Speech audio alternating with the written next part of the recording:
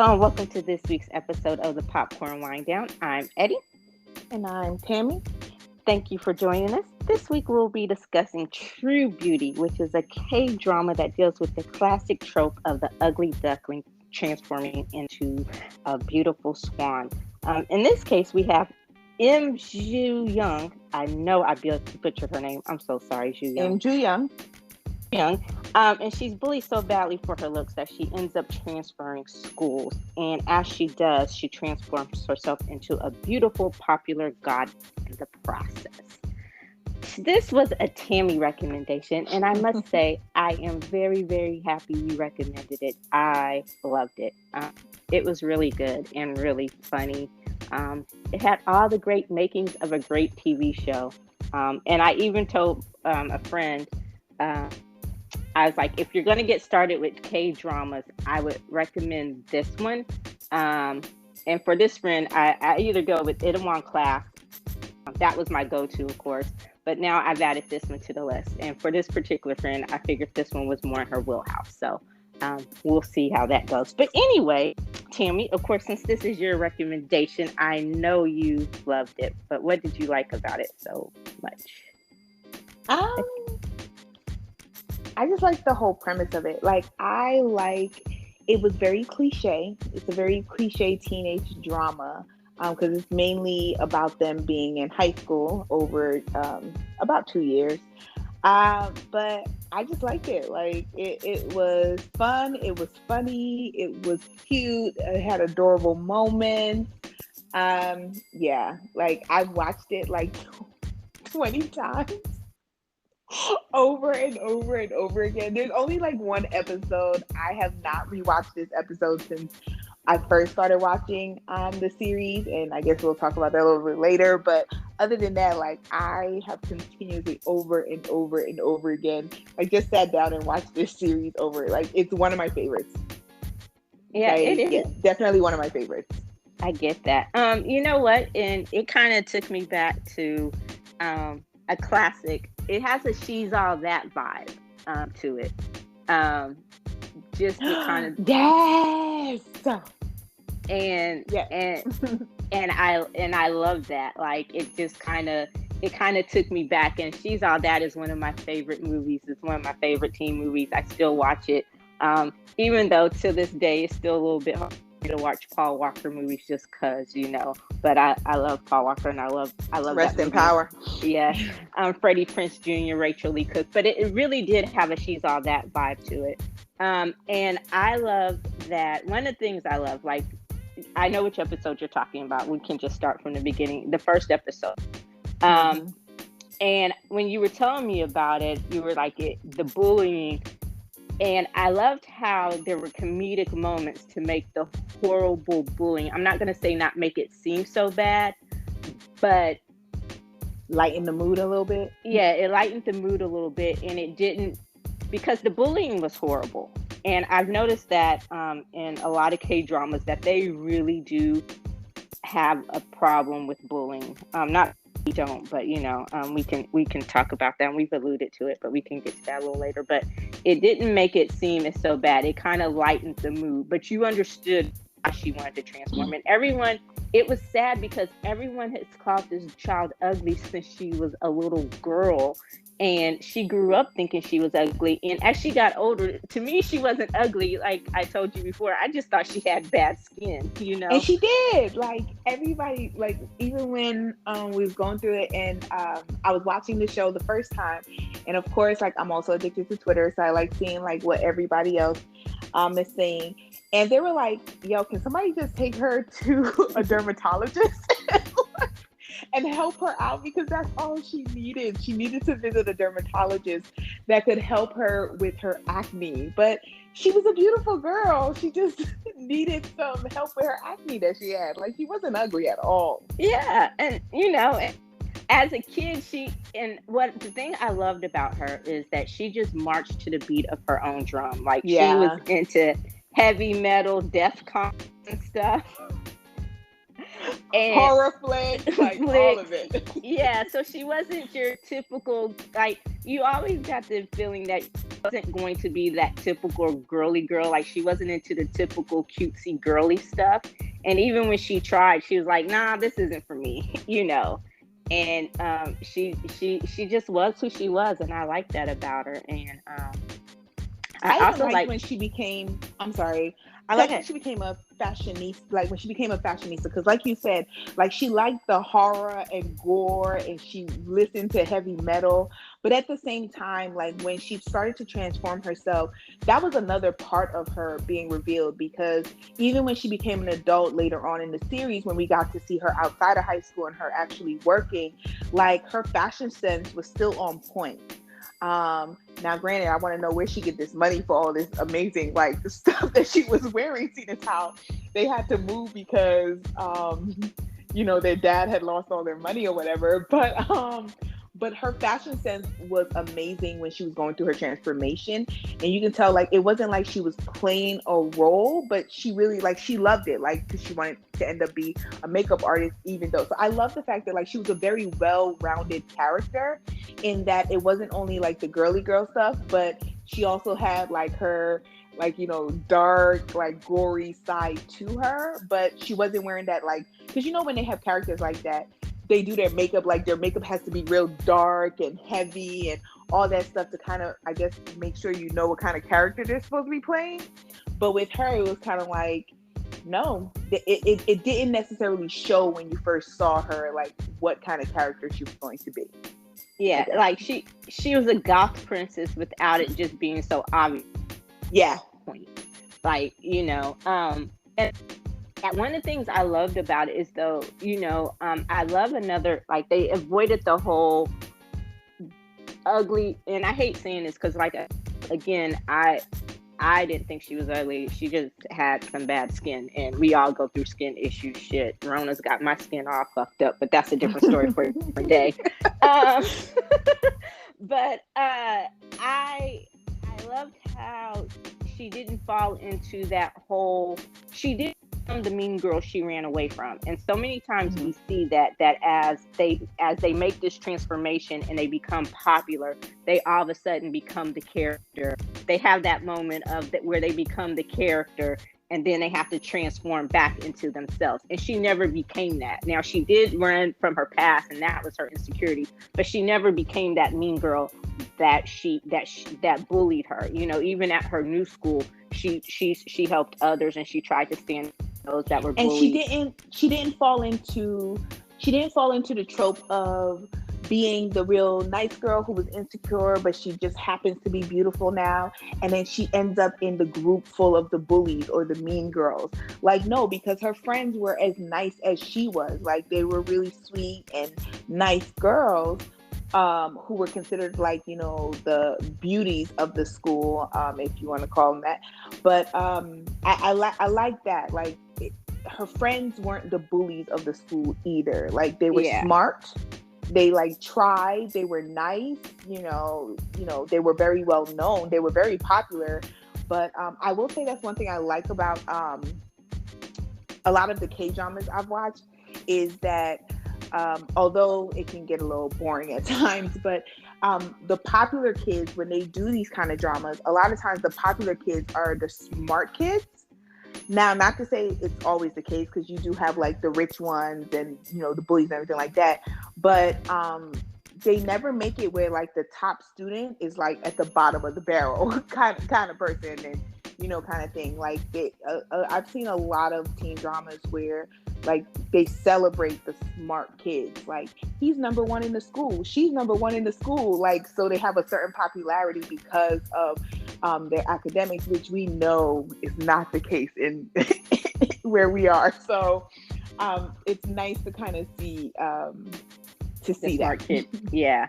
And I loved how, was an average student, and I got the idea that she, I could never really figure out how their grading system works, but you kind of, you kind of got the idea that she wasn't necessarily the sharpest tool in the shed, but she wasn't the dullest either. She was just average, and no matter how hard she tried, she was just going to be who she was. But I love that about her. I mean, she tried for her mom to get her mom off her back, especially once her mom threw away her makeup. And then at one point, when Han Soo-ju, when we're going to talk about him, but that one point where he took her out, they were eating, and he was trying to explain to her that, without coming out and saying it, that he had a on her, and then when he just looks at her, he goes, "How dense are you?" He did. He did. No, I thought you were going to talk about, the one where they were taking a test, right? And he was like, he's going to, basically he made, like when we were growing up, everybody would be like, if you don't know the answer, pick C, right? So that ends up being what he does. Like, I think when he was talking to her, he said, "I'm just going to pick 3 for everything," or something like that. And so he picks C for everything, and he gets a 50%, right? So he gets at least half of his questions right. And she's just like, "Darn it, I should have picked 3." Because she does so bad. I thought that was going to sound like how because you could also tell, like, Han Seo-jun was not dumb, but he was not about school. Like, school was not for him at all. Yeah. But he was going to do the bare minimum in order to make sure that, like, he didn't, like, embarrass his mom, or, like, he didn't get in trouble for his academics. He was going to get in trouble for his attitude, but he was never going to get in trouble for his academics, because he was going to do just what he needed to do to stay under the radar.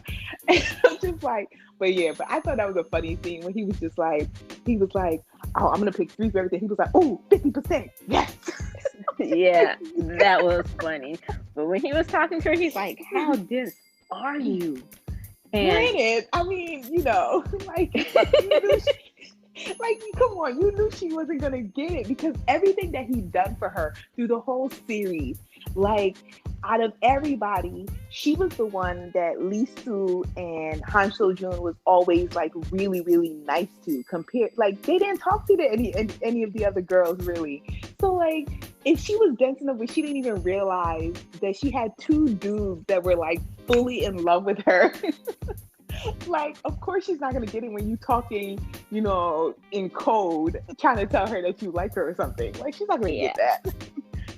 But, even the scene where, okay, so back to, like, the first episode, speaking of Lee Soo-ho, or Isu, I loved how they met. Like, they had and when you think about, they had so many meet cute, and how they met initially, in the present day as high schoolers, it was kind of tragic, but once you think about the comedy of it, it was cute. Like, she was talking herself down. He thought he was saving her, but she'd already talked down. And then when she loses her glasses and she can't see him, but the way he was just so annoyed with her, like, he went off on her. And then when she make her way down the stairs, and he was like, "Get on my back." and then they get to the bottom and realize the elevator was working. And she's like, "I guess we should have waited, huh?" And he looked at her like, "You know what? You lucky I don't hit girls." Like, I was just about to say, like, he probably was just like, "Ooh, if I could, I'd punch you in the face right now." Like, that was a throat punch look, like, "You lucky I don't hit girls." Because, like, it wasn't even a thank you. It was, "Oh, I guess we should have waited, huh?" And, he didn't realize, like, she couldn't see him. Like, she didn't know who he was because she didn't have her glasses on. And so then when they meet up again at school, at her new school, when she transfers, she's wearing her, what do we call it? Her new face, her beauty face, her makeup face. Like, she's wearing makeup. Let's just say she's wearing makeup. He can't recognize her because she's wearing makeup. And then they meet again as her without her makeup and barefaced when they're at the comic book shop, right? When her brother blackmails her to go to the comic. Yeah. And does he recognize her instantly? He does not. He does not. It takes him a minute to, I think it's it's when she leaves It's when she leaves that he realized who she was. Okay. That she was the girl on the roof. That she was the girl on the roof. And then I like when he realized that she was also Im Joo-young from school, you know. But yeah, like that was definitely, I like their, like, what do you call it, meet cute? Yeah. Yeah, I did like their meet cute, and I have to say, through the whole series, one thing I did love is that he fell for her without her makeup. Mm-hmm. Like, Han So-jun fell for her with her makeup on. Now, granted, he fell for her personality as well, not her looks necessarily, but he only knew her with her makeup. But you can honestly say that Lee Soo, like, he really, really liked her for who she was, because you realize that he fell for her barefaced rather than fell for her with all her makeup and everything like that. Like, he liked her from, you know, being in the comic book store and everything like that. That's when you really see him falling for her compared to when they're just in school. Yeah, and the whole thing about the comic book store is it's like literally right down the street from her house. Like, you have her house and you walk into the comic book store. And the first time she goes there, her brother has blackmailed her because he threatens to show her barefaced pictures to the school if she doesn't go. The comic book store is kind of like a library where they can either buy the comic books or they can check them out and return them. And so she went to go get this comic book, and it was night, so she was almost going to bed. So she literally had on her pajamas. So think of like your kickback, ratty, comfortable pajamas. And she's going to the comic book store, not expecting to see the cutest, most popular boy from her school in the comic book store. And so when he sees her, he's like, oh, and, you know, again, he's just annoyed by the girl who's trying to take his comic book. And then, so yeah, I thought that was cute. Like, all of their little meet cutes were cute, and he did fall for her, and he fell hard. And I love the fact that, you know, he supported her, like, through it all. No matter what she wanted to do, he was like, okay, we'll do it. Like, when he figured out who she was, it was funny how he just was kind of like, oh, so. Like, it was funny how he was watching her trying to figure out, well, who does he want to see? Does he want to see barefaced me? Does he want to see me with the makeup? Like, who does he think I am? and so I was like, okay. And she literally went to that cafe with half a face. Half her face made up, half her face unmade, and a motorcycle with the motorcycle helmet on.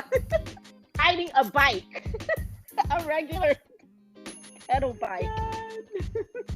It was really, really funny overall on how their relationship got started. So I definitely like their connection. I also liked, so you mentioned her brother. So I will have to say that I thought her brother was just going to be some annoying, like, kid who, like, you know, they always were going to be at each other's throat. But you did see, like, the shift on that. He really, really loved his sister. He was just an annoying younger brother. Oh yeah, so, he had that attitude. But he definitely, you could tell when I knew that, like, he really, really, like, cared about her is when Lee Soo, like, first visited the house, when the mom, like, brought him. Was it the mom or the dad? No, it was the mom. When the mom brought him over. And he had to go get the table with the little brother. And the little brother was like, okay, let's have that conversation now. Oh, yeah. Like, and he, like, tried to come at him. And he was just like, are you telling me that you actually really like her? Because you've seen her real face. And he was just like, yeah, I really like her. And he was like, oh, okay, well, you better treat her right. Like, kind of thing. Like, he had that, like, moment where he was just like, okay, cool. Because that's all he wanted to know, is that you weren't just going to play with her, but you were actually going to be, like, real, and that you really liked her. And I love that. Like, he was an annoying little brother, but he was very protective of his sister as well. Yeah, he had that attitude. I can mess with her because she's my sister. Yeah. But no one else can mess with her, you know. And I love that. And one of my characters was their older sister. She was a G. Like, she may have been a borderline alcoholic. No, it's not borderline. She was a full-on alcoholic. She might have been a borderline alcoholic, but she was a G. Like I just loved, and you don't see this in a lot of TV or films, period, where a woman is just so ballsy and take charge and goes after what she wants. And I love that about her from beginning to end. She wanted grapefruit and she got her grapefruit, okay? She got her grapefruit. And they were so well matched, and how like sweet and nice and wholesome he was, and then like how in your face she was on like, this is what I want and this is what I'm gonna do. Like when he was with the fellow teacher, they were gonna go buy a tie for their coworker or the principal or something like that, and she like showed up and she was like, lover, I am his lover. Yeah, like I don't know who you are. Especially when homegirl was trying to play with her, she was like, "Oh no, fuck that!" like it was like, okay, she was playing it cool. Like, all right, who's this? Like, and she didn't like the answer she was getting. And then when homegirl was trying to charge her up, oh no, okay, I'm his lover. Like, who you? Like, you better step back. This is my man, my grapefruit. So I love that, and she, And when he was like the debt, and she's like, "That's it." She's like, "I make a lot of money. Like we got this, Yeah. and she got him the shoes. So that's how her sister had all those nice clothes. She got it from her sister. We gonna say that. I realized that her sister made like what was her? Hold on, Im Hee Young. Im Hee Young, like that was his sister. She made a lot of money because she was like one of like the top directors in the entertainment company. So she was making good money. Yeah, and she left she left a really good job to do that because her mom seemed disappointed. I forgot what she was, like an engineer or something. She left some job to go work at the entertainment company, and her mom was like, she left that job, a really good job, to go do this. And it's like, well, her mom didn't realize that, hey, she might be making more at this entertainment company than she was at her own, and she loved her own job. Yeah. So it was, but I loved her sister. And when she was like, you're like a grapefruit, and then she would just call her grapefruit. I will say her sister was one of my favorite. Was also one of my favorite characters. Another one of the secondary characters that I love was, oh my God, who ends up becoming like Lee Su's best friend and the boyfriend. Oh my God, what was his name? Hooney? Oh my gosh. I forgot what his name was. I know who you're talking about. Taehoon. Yes. I loved him because he was such comedic relief, right? And like at the same time, like he just wanted to be friends with Lee Su. So that was his whole goal throughout his school year, was to become friends with Lee Su and get him to give him a high five at some point in his academic career. And he finally got it. He finally got his high five. And that was the highlight of his life. Yes, like that was, I loved him. And I loved Suha. She was funny too. Suha was like your typical, I guess in an American drama, she would be that typical sweet blonde who really, she was all about social media and Instagram and but she was really sweet. She was really nice. She was really nice. She was a great friend. She was definitely a great friend. Okay, so antagonist. I will say that there were some things that I did not like about the series, even though I can continuously watch it over and over again. And one thing was the antagonist. Because I felt like they did a whole 180 on who was going to be against her.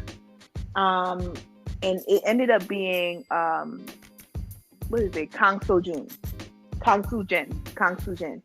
And like Kang Soo-jin she was sweet. She was like the goddess before Im Joo-young came.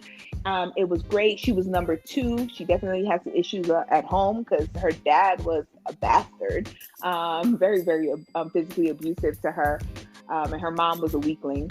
And I loved her character up until they like completely like changed her up. Like I felt like it didn't really fully fit her personality on how she did a whole 180 once she like all of a sudden discovered that she had feelings for Lee Soo. Like it just seemed off to me. Yeah, I get why they did it, because it was.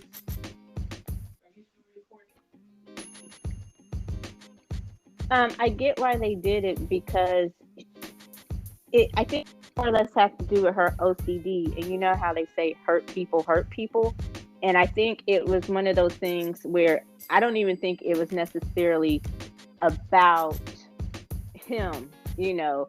I think it was just about having something that she could control, having something that she could say she was number one at, and how before Ju Young got there, she was number one. She was, you know, he was always her best friend, and But so he wasn't. See, because you realize that like he was a huge loner after like his friend committed suicide, and he lost Han Soo Jun as a friend. Like he was all by himself. Like he didn't talk to anybody. He didn't socialize with anyone. They just knew each other because they grew up together. So, and I was just like, are you really friends? Because he would walk past the hallway and not even say hi to her. Like he would act like he didn't even see her there. Sometimes like he wouldn't acknowledge her presence. That's why I felt like it was a little off on how, and I get it, because you know, definitely OCD, she had to focus on something and she wanted to be number one, but she had never been number one with him. She had never been number one with him because no one had been number one with him. Like he was just by himself. Like he was his number one, I guess. I don't know. Yeah, but he was. But as far as people who could get through to him and talk to and break through that exterior, she was as close as they would come.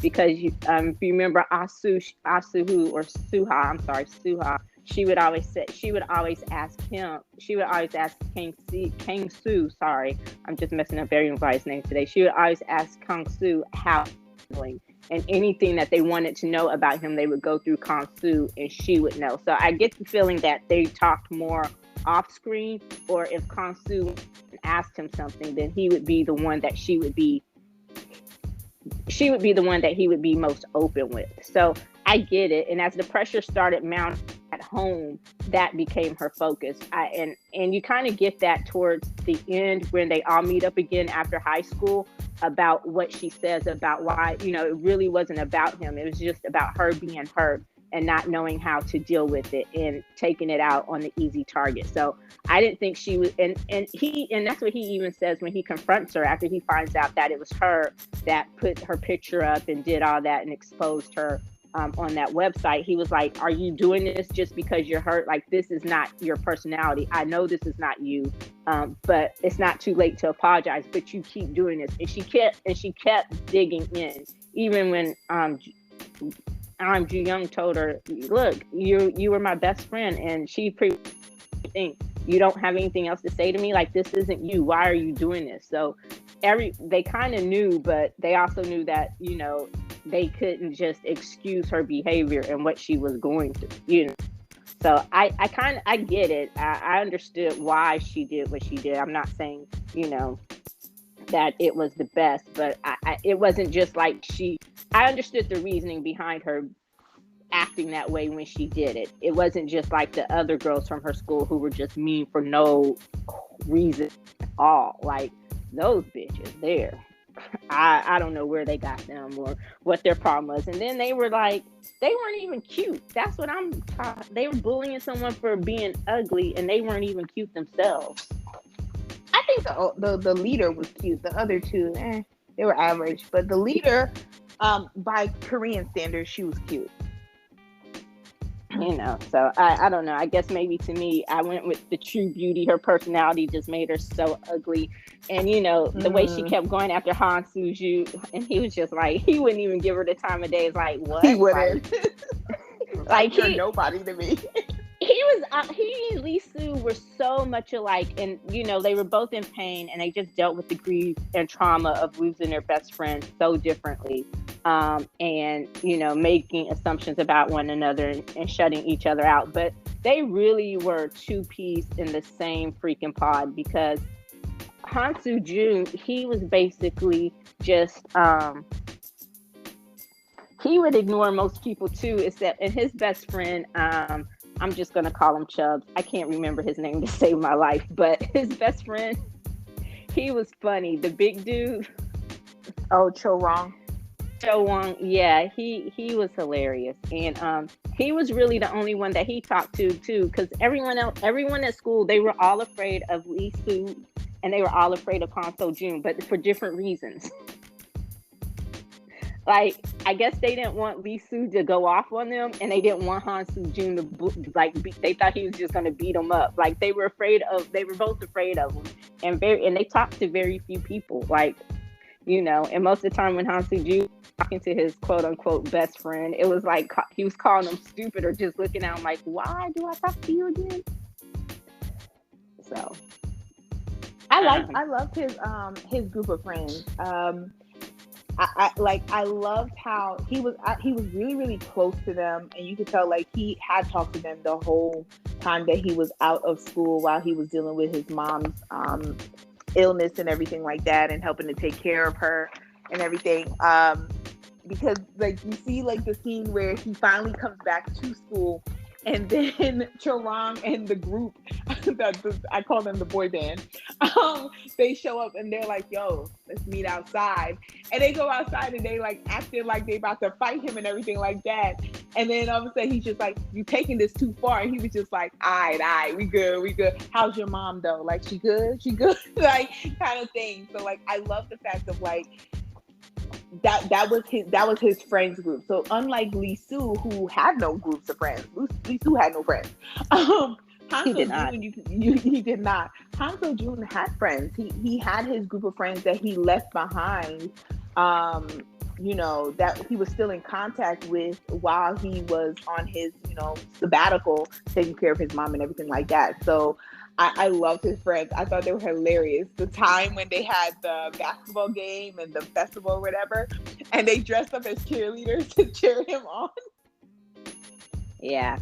Oh my God, like that. I love their comedic, like they were hilarious. Like they definitely made me laugh every time with their nonsense. It was really good. Yeah. And so I also I like how Han So Ju he cared about her. He cared about her, but even when he and Lee Soo were fighting, he didn't disrespect that bond, and he tried to wait till he thought she was over him or enough time had passed before he actually made his feelings known. But he never tried to force the issue, I guess is what I like, once he realized his feelings were real, because honestly, he did just go after her initially to try to upset Lee Soo. And then he ended up... See, I have a very unpopular opinion about Han So Jun. I like Han So Jun as a character. I hated the concept of the love triangle and that whole thing, because I felt like it was a non-starter from the beginning on him even having any type of chance whatsoever on getting her. And you could like he had like he knew that she never gave him an inkling that she actually liked him. She was just a really nice, cool friend that he had. She considered him to be a friend.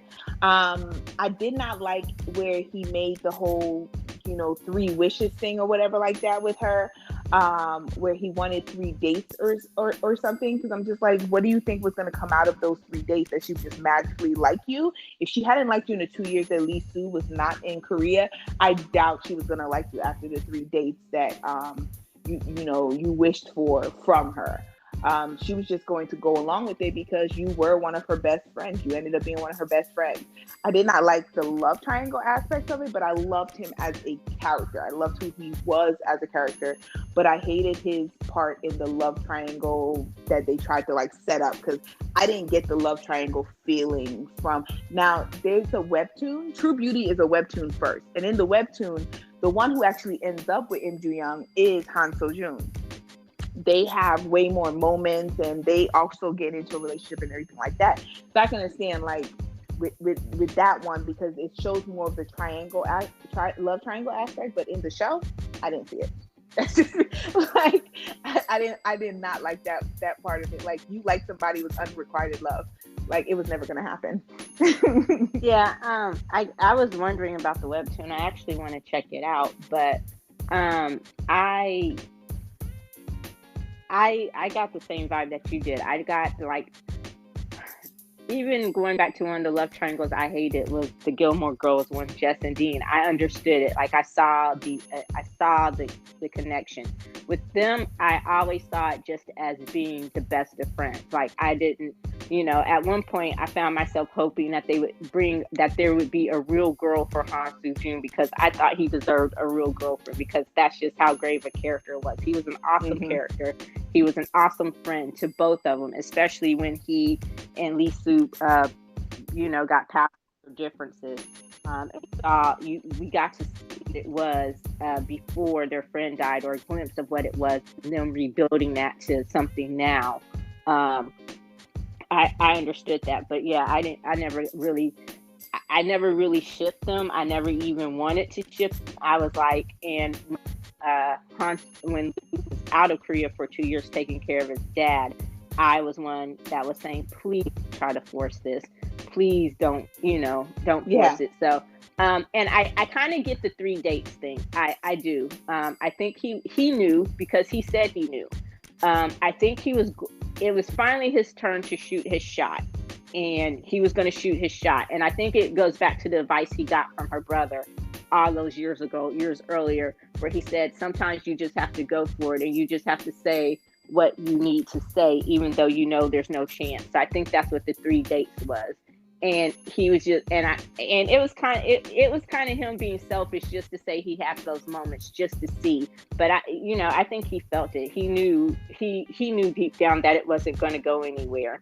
And so once Lee Soo came back, it was just like, okay, especially once he saw him and they talked about it, and he could go back and say, it was that realization that, hey, it's not going to work out. But yeah, I thought they did try to force it into something.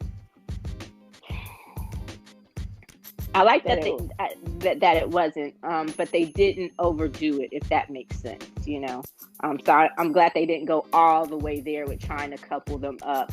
And like I said, the webtoon is something I want to check out to see if I see it a little differently. But I honestly think that it was the right choice, just because of you see that he has pretty much been in love with this girl his whole life. Like, she was truly his first love, like from when he was a little kid. And I can't remember, when did he figure out, when she went into the store and she did that weird dance, was that when he figured out she was the same little girl from the comic book store? Oh no, it was when he saw the picture. You remember what she looked like from when she was when young? he saw the picture? When he went to her room. house and he saw the picture. Okay, yeah. And then it just kind of flashes back to her coming in here doing that weird dance that she did sometimes. And because I remember the first episode when he goes back into the comic book store, the dude says, it's been a long time. You haven't been here in 10 years. So when she moved away, he stopped going to the store, like when she wouldn't come back. And then I guess just because, he needed a place to get out to, he started going back. So you get that. And he loved her unconditionally. Even as a little kid, it was just like, like he thought she was the coolest thing ever. And she was just so mean, like so disrespectful. Stop being a crybaby. Maybe that's why he turned so harsh. when he grew up, he turned so harsh, and then she turned into the really, really nice one. And then, granted, also on the fact saying that we have to talk about the fact that Lee Soo was, we want to say like he was maybe 17 years old when the show was in the show, and he was living on his own in an amazing apartment that his dad paid the rent on. He had his own maid, at the time. So he was raising himself by that point, and he lived by himself for a while. Yeah, I'm wondering, did he and, I can't remember, but their best friend, the idol that killed himself, did they live together? No, it was just him. It was just the apartment that he got because, his dad was really rich and his dad was never at home. And then, he didn't like his after the dad. he didn't like his dad because of what went on after His mom died. After his mom died and everything like that. So I would have loved to see, like, and granted, of course, this would have been like an extra behind the scenes thing. I would have loved to see, like, the conversation that happened on him requesting his own apartment because he no longer wanted to live with his dad, and his dad agreeing to pay for him to have his own apartment, because I think he owned the apartment. It was not he wasn't renting it. He owned the apartment. Like, his dad had bought him his apartment. Yeah. I think it was. I could imagine it going something like this. You need to buy this. You need to pay for this. I'm out. Like, because and that's the thing. Like, okay, when his relationship with his dad soured, and I would have loved to see how he was. Like, so he was always the Ice King with his dad, but was he always an Ice King with everybody else except for his friends, except for Han Soo-jun and the idol guy? I'm sorry, I can't remember his name. I'm horrible with names. Except for the idol guy, was he an Ice King? I remember his name being Seo something, but I don't remember what the was. So I got the idea that he slowly shut his emotions off when his mom died. And now, granted, he was like, 9 years old or so? 6 or 7 or 8 years old when his mom died. So, because it was 10 years. Yeah. So he was like 7 when his mom died.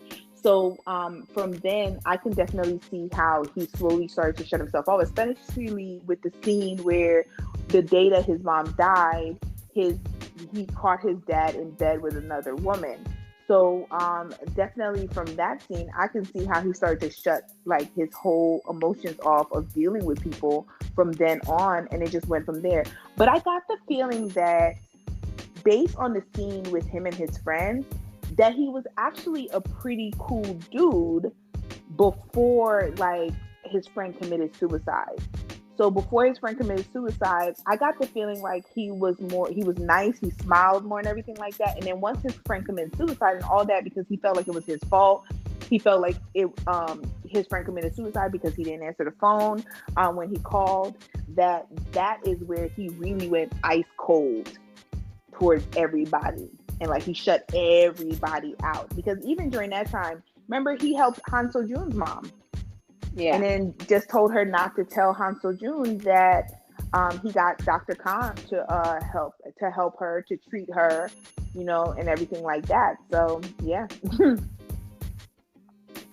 So, but I did. I love,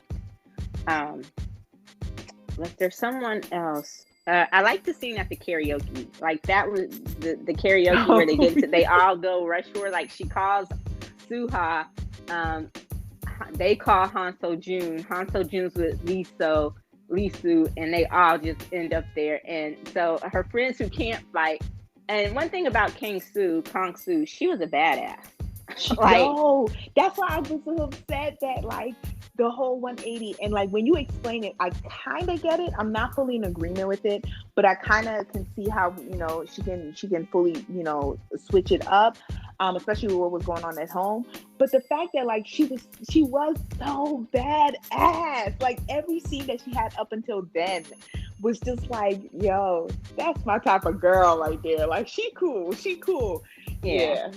Like, and I mean, it just gets to that point where it wasn't my favorite choice, but I understood why she did it, and I was hoping that there would be some sort of redemption. And when she came back and she apologized, and she basically said it, hurt people, and that was the one thing that she could control. And it's like she felt like she was losing everything else in her life. She didn't want to, and at that point, it was more or less about winning, and it became this whole I'm going to win thing, and it was just a matter of everything else, And so, and I think it was probably the best thing for her at that point in time was for her to be able to get out, because when she went home that night and her dad started in on her and she just started screaming, I said, oh, she about to have a breakdown. Like, I was fully expecting her to, like, chop kick her dad or something. I'm like, oh, she about to, like, what's she about to do? She about to snap. Like snap for real snap. And turns out she ended up going to America to live with her aunt and finishing school there or whatever. And well, she ended up going with her mom because her mom ended up leaving her dad that last time, and then she dropped out of school and she ended up moving moving away and everything like that, and hopefully she finished school somewhere else because that girl was too smart to just let all that go. I'm thinking she did. I don't think she just dropped out. I think she just dropped out as far as that school, and I don't think that her. Although, aren't they a little older than we are when they finish high school, like 19? They graduate. Yeah, they graduate at 19. Yeah, they graduate at 19 rather than usually the 18 that we graduate at. So now the one thing that I get from a perspective, but that also drives me crazy. In some cases, the chasteness of it all, it drives me. I'm not saying I wanted them to have full on sex, but it's okay if you kiss. All right. Well, it was amazing on the fact of like they had multiple kiss scenes within the show, and they say like I will tell you, because you know how much I watch K-dramas, that was something amazing to see. Like they kissed like 4 or 5 times within the whole series. Like that's a high number. Like I'm just like, okay, can we get like I said, I get it. It's a high school show, and I get that it's not overly sexualized. Although you get that they were doing things because Suha lets you know that her and Hooney, they were getting it in, and that's okay. I can appreciate that. Like we don't always have to, but we don't find out until they graduate high school that they've been sleeping together, like or they were sleeping together before they broke up. No, she said it when they were at the retreat, when they went camping.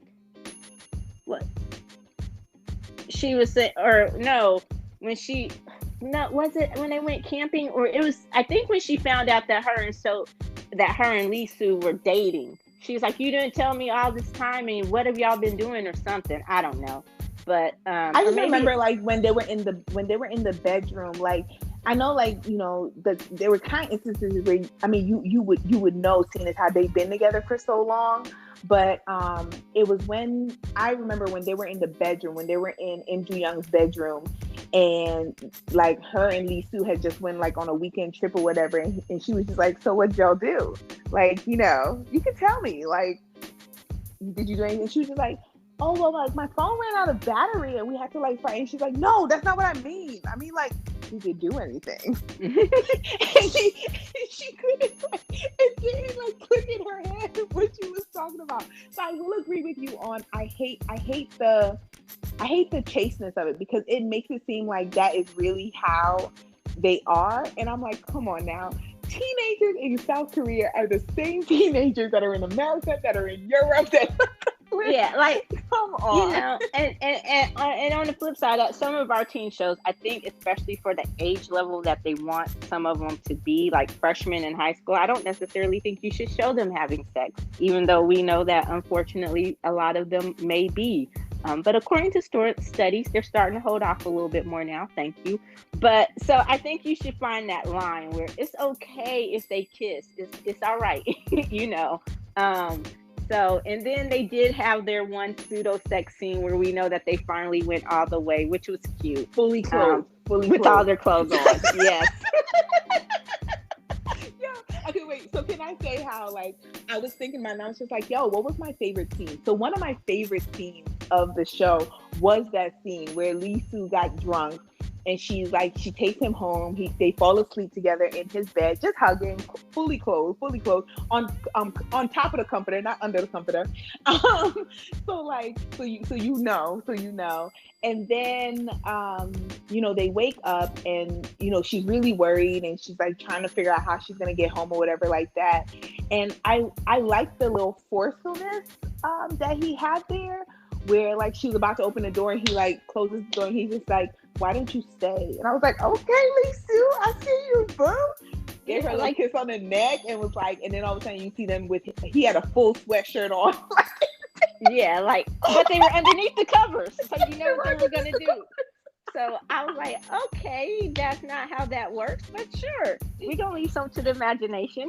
I was like, but a full cup, full sweatshirt though. Like, come on now. Yeah, come on now. You could at least had a t-shirt on or a wife Yeah. beater. I hate saying that, the muscle tee or whatever. But yeah, um, that was one of the cutest scenes where he woke up before she did, and he was like, hey, you should Like go. he was really trying to wake her up, but Yeah, and not he's trying like, to wake her up.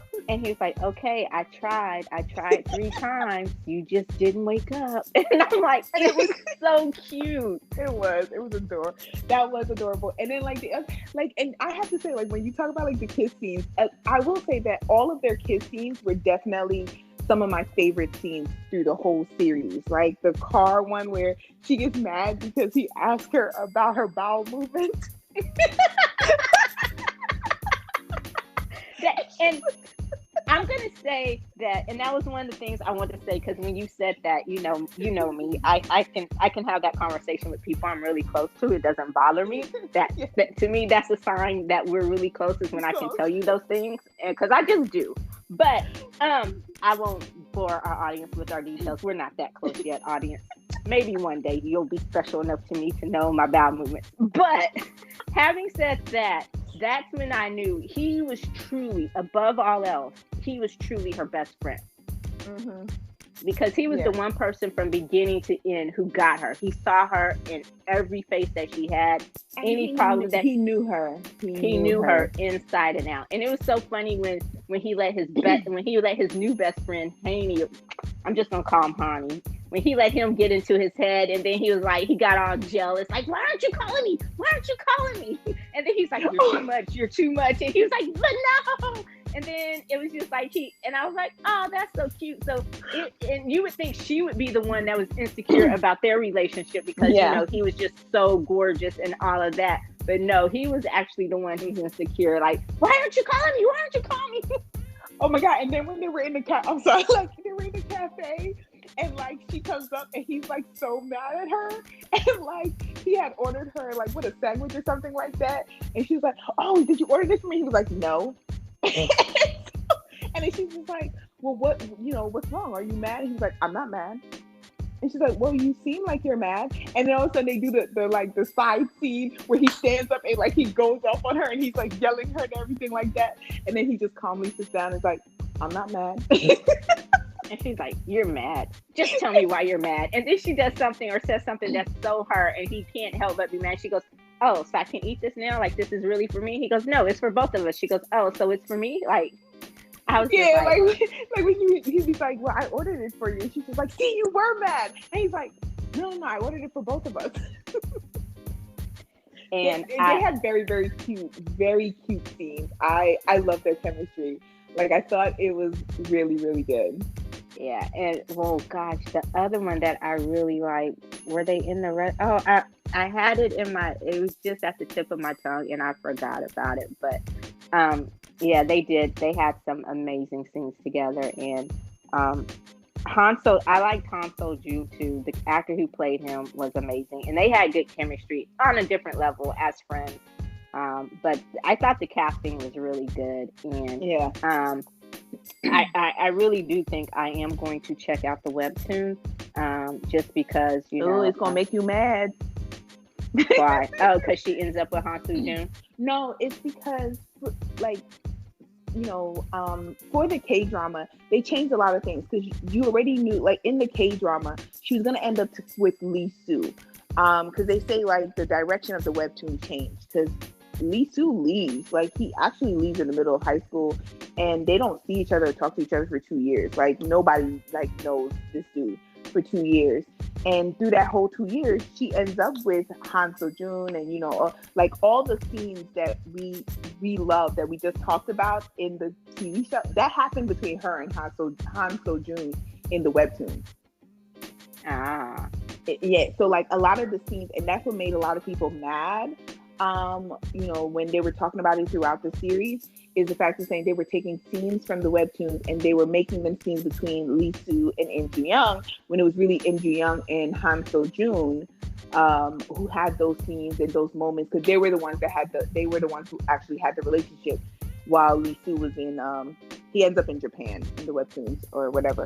But so yeah, it'll make you love her relationship with Han So Jun in the webtoon. Yeah.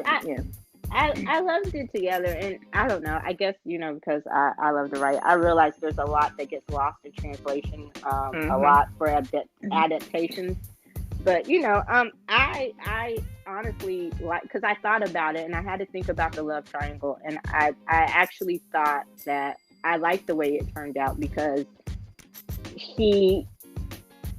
I didn't feel like there's just this longing or this misconnection between her and Han So Jun. Like, I didn't feel like we need to have a what if moment. That's why I'm glad the whole 3-date thing didn't go any further. I understood what he was trying to do. Like, he thought he was taking her brother's advice. It was his moment to shoot his shot. He knew he wanted to see what it would be like for those 3 dates, but I think he knew, and that's why he gave up so easily, especially when when Lee Soo came back, is because he knew, like, okay, if I knew before it wasn't going to go anywhere, I know now for sure now it's not. Yeah, it's really not going anywhere. It's definitely not. So, but go ahead.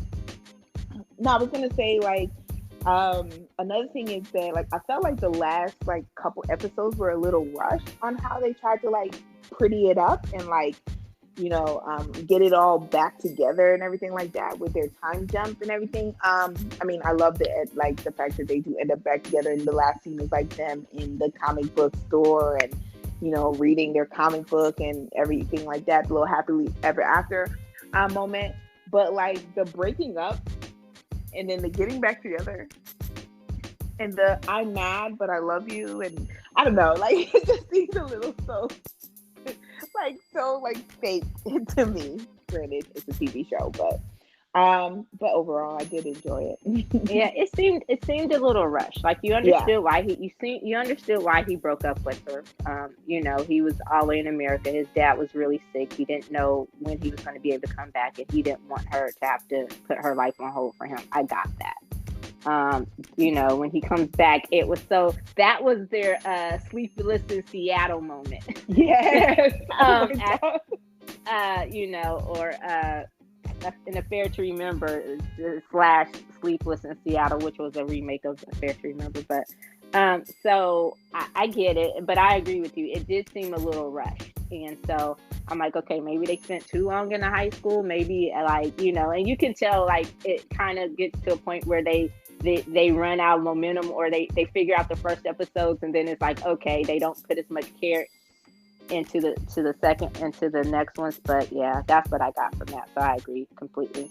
There are rumors that it's going to get a second season. It won't, but those are nice rumors to have. It's not going to. Yeah, if it does, I did think about it, and if it does, I don't want necessarily, unless they're secondary characters, I don't really need to see them, because I know how their story ends, or unless you're going to come up with something, follow them as adults. But I would love to see Han So Jun's sister and her brother. Like, I would love to see their high school. Yes. When she called him a poop fly, that shit was funny. And then he went home so, like, upset, and like he was just like, they're like, you want to eat? And he's just like, no, poop flies don't eat. Like, he went out. Oh my god, we didn't even talk about, like, the most emotional scene for me. The most emotional scene, because I mean, we talked about all the love and everything like that, was the whole bullying thing when Kang Soo-jin, like, revealed, like, her bullying video and everything like that, thinking that it would break her down, and it did. But and the teacher shows it to her mom. And then her mom goes home and, like, realize, like, nobody in the family knew what she was going through. Like, even with her brother, like, how he would, like, bully her on his own, but he never knew that she was going through what she was going through in school. Like, it just never crossed his mind. And then you realize, like, her parents thought, like, they were like, oh, there's no way she's being bullied because she's so cute and, like, she has such an amazing personality. So they knew how amazing she was, but they shouldn't have been calling her ugly since she was young. And then think that didn't affect her. But, like, that really, like, hit me hard when her mom found out, and her sister and everyone like found out how much she had went through at her old school before she had transferred to the new school. Like that was a difficult scene for me to watch as well.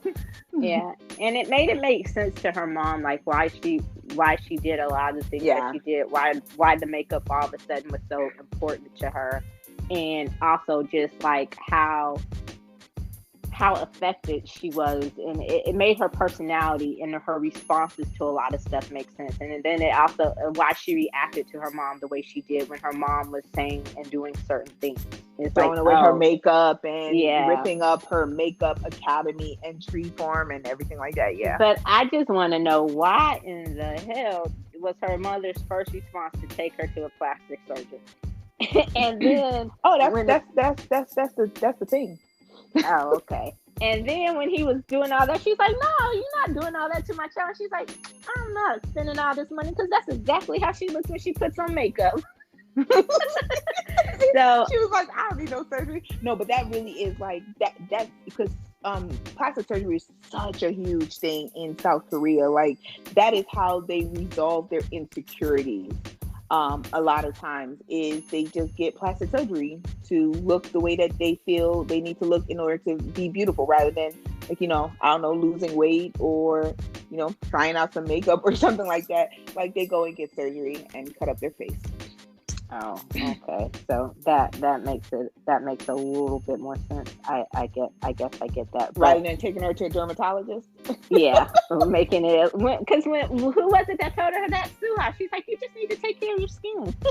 Yeah, she's like, you're really beautiful. You just need to take care of your skin. And I love the reaction, like how they were like, her friends weren't shallow, because when they found out, Suha was just mad that everyone knew before she did.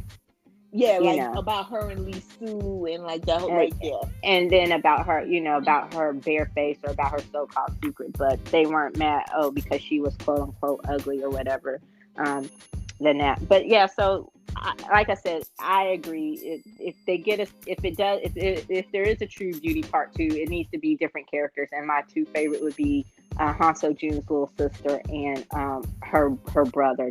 That would be like a Kitty moment from like the Kitty spinoff from All the Boys. Like I would love that. That would be amazing. Yes, especially seeing as how they're in college now. So both of them are supposed to be in the sister's in college. Han So Jun's sister is in college, and the brother ended up like flunking out, even though he was the smart one. Like he was really, really smart, but he just didn't do anything. He was like a Han So Jun. Like he put no effort into his work whatsoever. Because he was a straight A student at the last school, and he just happened to flunk their, I guess what they would call their SATs. And once you flunk the SATs, you can't get into any school in Seoul, which is like the big goal there is to get into a university in Seoul. So kind of seeing how he goes getting into the same school as the sister would have been really cute, because he was so extreme. I loved it. Yeah. So, what would you rank it? Okay, so I'm going to be a little biased on my ranking, just because it is one of my favorite shows. I can watch it over and over again, and it's very rare that there is a show that I can continuously watch over and over again and never get bored. So I am going to put it at a 4. I'm going to give it 4 popcorns because of how entertained I was throughout the whole series, and the fact that I can continuously watch it. Not to say like it is the best series ever, but I definitely was entertained, and I loved watching it. So I'm gonna give it 4 popcorns. What about you, Eddie? We're in agreement. I give it a 4. I was very entertained. I liked it. It still comes in a second to Itaewon Class to me. But a close second to Itaewon Class. Like I said, for probably, depending on who I'm talking to and knowing my friends the way I do and what would entertain them, I now have something else I would recommend as a starter into the K-drama world. I would say either True Beauty or Itaewon Class. But I did love it, and they are completely different, but it did rank up there as far as just my affinity for it. And it is something that I could go back and watch again and I might, but it was really good. And once I got into it, it didn't take me long to get into it. It's just a matter of everything that was going on. But I was watching it like that. Like one night, I finished it on a Saturday night. And when I started, I was like, oh, okay, I was on episode 10. I stayed up and watched all six, the rest of the episodes that whole night. So that's just how good it is. It was one of those where I couldn't wait to just.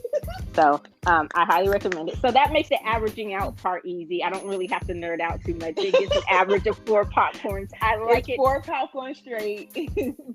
Yeah. So that does it for this week's episode of the Popcorn Wind Down. We appreciate you joining us as always. And please tune in daily to catch up on the latest in entertainment and pop culture news with the Daily Wind Down at thepopcornwindown.com. That is my plug. Pop. Yay! Someone else did the sound effect, yeah. And please be sure to catch up on all the episodes of the podcast you may have missed, either on Apple, Google, or Spotify. Please listen, like, and subscribe. And be sure to join us next week when we will be discussing Mortal Kombat. Yes, can't wait to see what you thought about that. And until next time, I'm Eddie. I'm Tammy. Bye. Bye.